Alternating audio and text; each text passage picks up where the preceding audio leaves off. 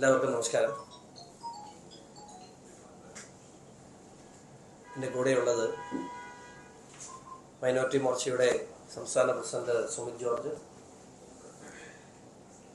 ഭാരതീയ ജനതാ പാർട്ടിയുടെ ജില്ലാ president advocate Shaiju, ജില്ലാ ജനറൽ സെക്രട്ടറി അഡ്വക്കേറ്റ് സജി എന്നിവരാണ്. ഇന്ന് മാധ്യമപ്രവർത്തകരെ കാണാൻ പാർട്ടിയുടെ കോർ കമ്മിറ്റി തീരുമാനത്തിൻ്റെ അടിസ്ഥാനത്തിൽ തന്നെയാണ്, ചർച്ച ചെയ്ത വിഷയത്തിൻ്റെ അടിസ്ഥാനത്തിലാണ് ഇന്ന് മാധ്യമപ്രവർത്തകരെ കാണുന്നത്. ഈ കഴിഞ്ഞ ദിവസങ്ങളിലുണ്ടായ സംഭവവികാസങ്ങൾ, കോതമംഗലത്തെ സോണയുടെ മരണം, ഇതൊക്കെ കേരളമേറെ ചർച്ച ചെയ്യപ്പെട്ട വിഷയമാണ്. ഈ വിഷയത്തിൻ്റെ അടിസ്ഥാനത്തിൽ ലവ് ജിഹാദ് ഒരു ക്രിമിനൽ കുറ്റമായി പ്രഖ്യാപിക്കണമെന്ന് ഭാരതീയ ജനതാ പാർട്ടി ആവശ്യപ്പെടുകയാണ്. ഇവിടെ ഇത്രയും ദിവസം കഴിഞ്ഞിട്ടും നിർബന്ധിത മതപരിവർത്തനത്തിന് നിർബന്ധിച്ചു,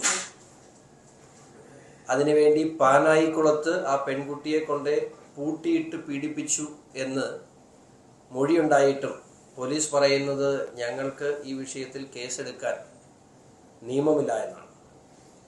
അങ്ങനെ നിയമമില്ല എന്നുണ്ടെങ്കിൽ ആ നിയമം നിർമ്മിക്കുവാൻ, ഇതിനെ കുറ്റകൃത്യമായി പ്രഖ്യാപിക്കുവാൻ കേരള നിയമസഭ നിയമം പാസ്സാക്കണമെന്ന് ഭാരതീയ ജനതാ പാർട്ടി ആവശ്യപ്പെടുന്നു. ഈ വിഷയത്തിൽ ഇന്ന് വരെയുള്ള സമീപനം വെച്ച് നോക്കുകയാണെങ്കിൽ സംസ്ഥാന സർക്കാർ, പിണറായി സർക്കാർ ലവ് ജിഹാദിന് രാഷ്ട്രീയ പരിരക്ഷ നൽകുന്നു എന്ന് വേണം കരുതാൻ. ആരോട് എവിടെ ചോദിക്കുമ്പോഴും ഇങ്ങനെ ഒരു വാക്ക് നിയമത്തിൽ ഇല്ല എന്ന് പറയുന്നു. എന്നാൽ എനിക്കും നിങ്ങൾക്കും അറിയാവുന്ന ഒരു സത്യം, ഇതൊരു യാഥാർത്ഥ്യമാണ്. FIRലോ ഇതുവരെ കോടതികൾ പരിഗണിച്ചിട്ടുള്ള എവിടെയോ ലവ് ജിഹാദ് എന്ന വാക്ക് ഡിറൈവ് ചെയ്തിട്ടില്ല.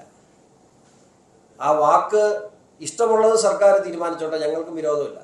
പക്ഷേ ഇത്തരത്തിലുള്ള പ്രവർത്തികൾക്കെതിരെ,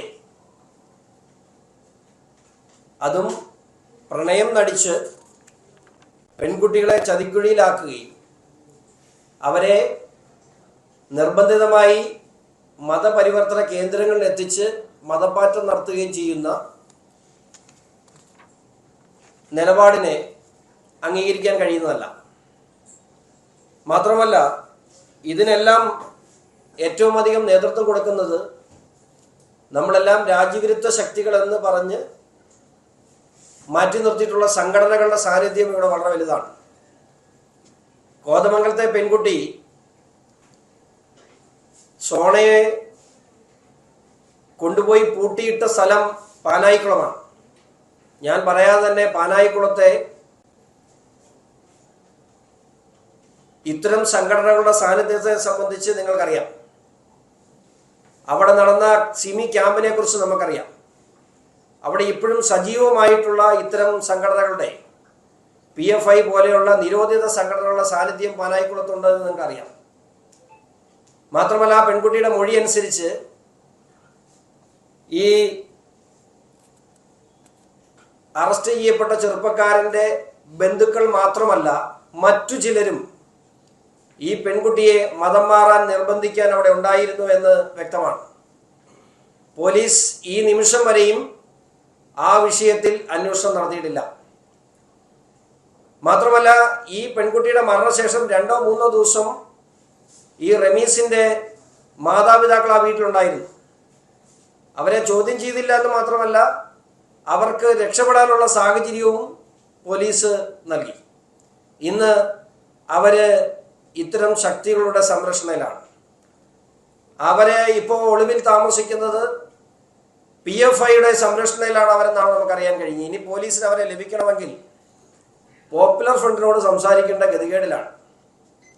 ഇത്രയും ഗുരുതരമായ അവസ്ഥയിലൂടെ ഈ സംസ്ഥാനം കടന്നു പോകുമ്പോൾ ഒന്നും നടന്നിട്ടില്ല എന്ന് പറഞ്ഞ് കണ്ണടച്ചു നിൽക്കുന്ന പിണറായി വിജയൻ ഇതിന്റെ ഈ സംവിധാനത്തിന് തന്നെ രാഷ്ട്രീയ പരിരക്ഷ നൽകുകയാണ്.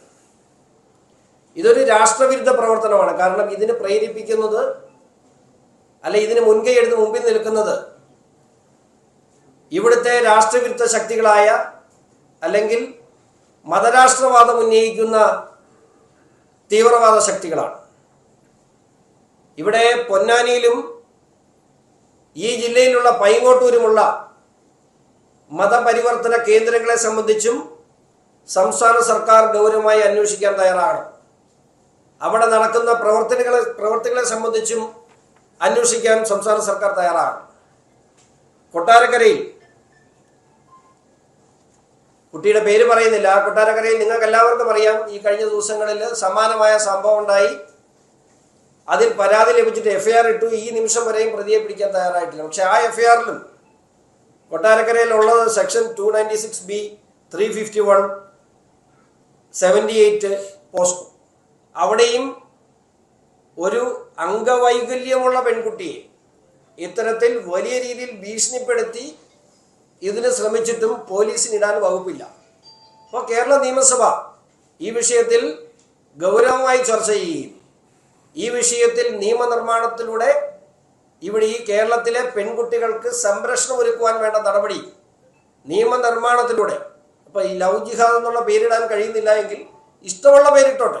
അപ്പോൾ അതാണ് പ്രശ്നമെങ്കിൽ സംസ്ഥാന സർക്കാർ ഇഷ്ടമുള്ള പേരിട്ടോട്ടെ. പക്ഷേ ഇപ്പോൾ നമ്മുടെ മുമ്പിൽ തെളിവായി നിൽക്കുന്ന, നമ്മുടെ മുമ്പിൽ ദൃക്സാക്ഷിയായി, നമ്മുടെ മുമ്പിൽ ഒരു പ്രകടമായ തെളിവായി സോണ നിൽക്കുകയാണ്.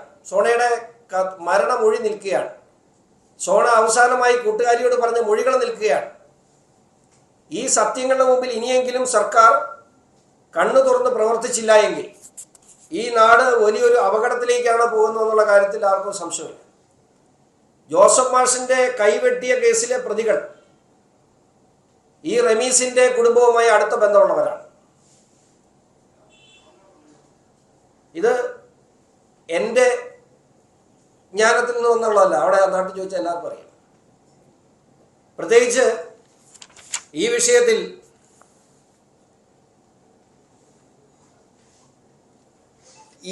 ഈ നിമിഷം വരെയും ഈ നമ്മൾ ആരോപിച്ച തീവ്രവാദ ബന്ധത്തെ സംബന്ധിച്ചോ ഇതിൻ്റെ പുറകിൽ PFI അതുപോലെയുള്ള സംഘടനകളുടെ ബന്ധത്തെ സംബന്ധിച്ചോ അന്വേഷിക്കാൻ ഈ നിമിഷം വരെയും പോലീസ് തയ്യാറായിട്ടില്ല.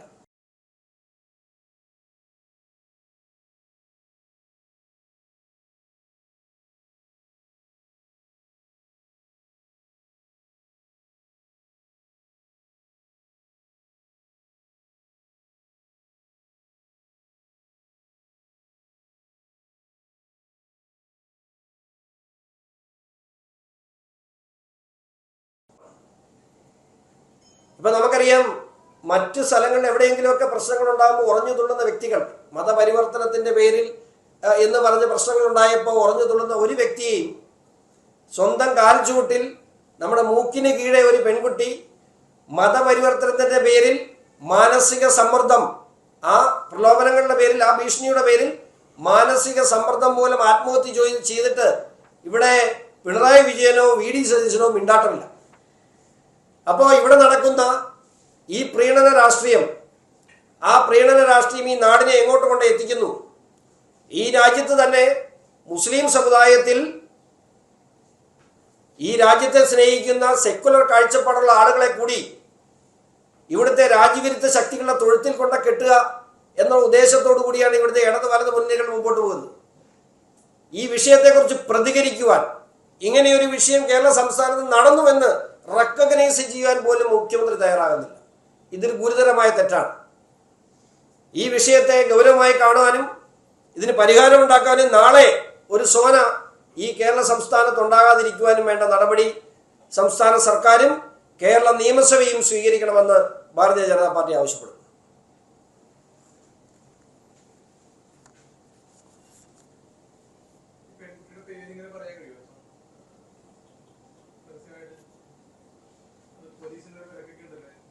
ഇതുവരെ അങ്ങനെ ഒരു ഡയറക്ഷൻ വന്നില്ല. ഞങ്ങൾ അങ്ങനെ ഒരു ഡയറക്ഷൻ പത്രങ്ങളിലൂടെ ഞാൻ വായിച്ചില്ല. ഉണ്ടെങ്കിൽ, അങ്ങനെ ഒരു ഡയറക്ഷൻ ഉണ്ടെങ്കിൽ പെൺകുട്ടിയുടെ പേര് നിങ്ങൾ എൻ്റെ ഇതിൽ നിന്നും ഒഴിവാക്കണം, അല്ലെങ്കിൽ പ്രസ്സിൽ അല്ല പത്രങ്ങളിൽ നാളെ വരുമ്പോൾ പേര് ഒഴിവാക്കണമെന്ന് അഭ്യർത്ഥിക്കും. ഡയറക്ഷൻ ഞങ്ങൾ പത്രങ്ങളിലൂടെ ഒന്നും അറിഞ്ഞില്ല കേട്ടോ.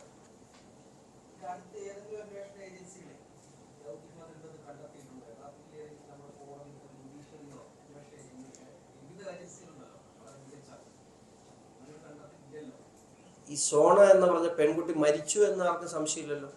അവൾ എഴുതി വെച്ചിരിക്കുന്ന കത്തിനകത്തെ കണ്ടന്റിന്റെ കാര്യത്തിൽ സംശയമില്ലല്ലോ. അവളെ പാനായിക്കുളത്ത് കൊണ്ട് പീഡിപ്പിച്ചു എന്നുള്ള കാര്യത്തിൽ സംശയമില്ലല്ലോ. അവിടെയുള്ള ആളുകൾക്കിടയിൽ അവളെ മതം മാറ്റത്തിന് നിർബന്ധിച്ചു എന്നുള്ള സംശയമില്ലല്ലോ. ഇതിനെല്ലാം കൂടെ പറയുന്ന പേരാണ് ലവ് ജിഹാദ്. അത് നിങ്ങൾ ഇഷ്ടമുള്ള പേരിൽ വിളിച്ചോ. ഞാൻ പറഞ്ഞല്ലോ, ലവ് ജിഹാദ് എന്നുള്ള പേര് നിങ്ങൾക്ക് ഇഷ്ടമല്ലെങ്കിൽ അത് മാറ്റി വെച്ചു. പക്ഷേ ഇത് നിയമം ഉണ്ടാണ്, അല്ലെങ്കിൽ ഇതിന് പരിഹാരം ഉണ്ടാണ്. അത് നിർബന്ധമായി ലവ് ജിഹാദ് എന്ന പേര് പറയരുത് എന്ന് ചില ആളുകൾക്ക് നിർബന്ധമാണ്. എനിക്കൊന്നും ചെയ്യാനില്ല. മുഖ്യമന്ത്രിക്ക് അതാ നിർബന്ധം. അത് നിങ്ങൾ മാധ്യമപ്രവർത്തകർ അതിന് കൂട്ടുകൂടി കൊടുക്കരുത്. ഞാൻ ഇതിനു മുമ്പ് പല പ്രാവശ്യം പറഞ്ഞിട്ടുണ്ട്. കേന്ദ്രമന്ത്രി ജോർജ് കുര്യൻ, കേന്ദ്രമന്ത്രി സുരേഷ് ഗോപി, ഇവർക്കൊക്കെ ആ ഒരു വാക്ക് പറയണമെങ്കിൽ അത് നിയമത്തിൽ എഴുതി ചേർക്കണം. അത് ചേർക്കണമെന്നാണ് നമ്മളിപ്പോൾ പറയുന്നത്. അവർ മന്ത്രിമാരാണ്. ഷോൺ ജോർജിനോ സുമിത് ജോർജിനോ ഷൈജുവിനോ അഡ്വക്കേറ്റ് സജിക്കോ ഒക്കെ ഇവിടെ നിന്ന് പറയാം. ഞങ്ങൾ സത്യപ്രതിജ്ഞ ചെയ്ത് അധികാരത്തിലേറ്റിരിക്കുന്ന ഭരണഘടനാപരമായി അധികാരത്തിലിരിക്കുന്ന ആളുകളല്ല.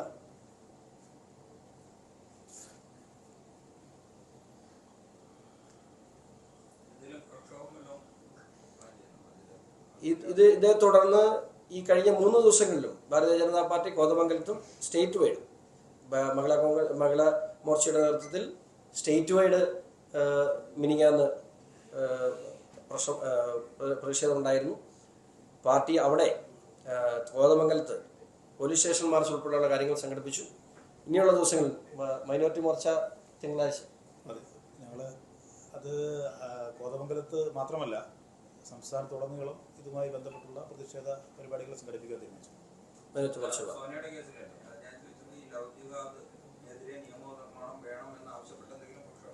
അല്ല, തീർച്ചയായിട്ടും ഇതൊന്നും നമ്മളൊരു ആവശ്യം ഉന്നയിക്കണമല്ലോ. സർക്കാരിന്റെ മുമ്പിൽ നമ്മളൊരു ആവശ്യം ഉന്നയിക്കണം. പാർട്ടിയുടെ ഔദ്യോഗികമായ ഒരു ആവശ്യമാണിത്.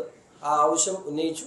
ഈ വിഷയത്തിൽ സർക്കാരിന്റെ അലംഭാവം തുടർന്നാൽ, ഈ പ്രീണന നയങ്ങൾ അവർ ഇനിയും തുടരാനാണ് ഉദ്ദേശമെങ്കിൽ തീർച്ചയായിട്ടും ഈ വിഷയത്തിൽ പ്രക്ഷോഭം ആരംഭിക്കേണ്ടതാണ്.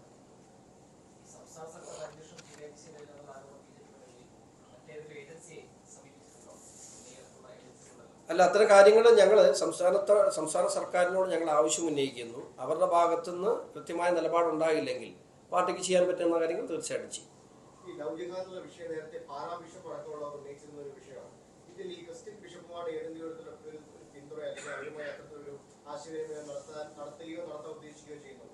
അല്ല, തീർച്ചയായിട്ടും ഒരു വിഷയാടിസ്ഥാനത്തിലുള്ള എല്ലാ കാര്യങ്ങളിലും നമ്മൾ ഇത്തരം കാര്യങ്ങളിലൊക്കെ പിതാക്കന്മാരും ഒക്കെ ആയിട്ട് ഡിസ്കഷൻ നടക്കുക. അവരുടെ എല്ലാവരുടെയും കൺസേൺ ആണത്.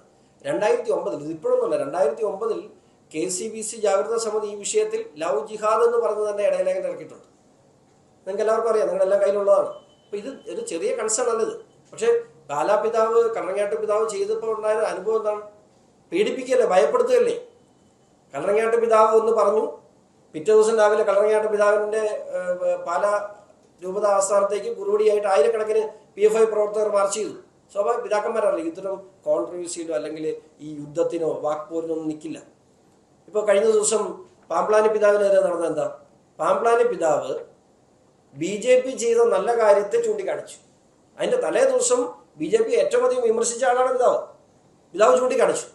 പിതാവിനെതിരെ CPM-ന്റെ സംസ്ഥാന സെക്രട്ടറിയാണ് രംഗത്തെത്തിയത്. പിന്നെ ആരെങ്കിലും BJP-യെ കുറിച്ച് നല്ലത് പറയാൻ പിന്നെ രംഗത്ത് വരുമോ?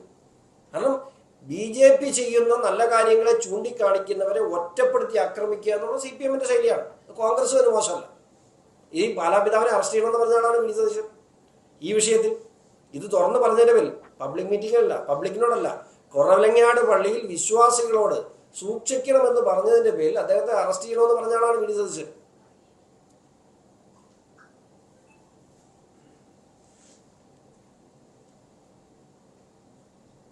Okay, thank U.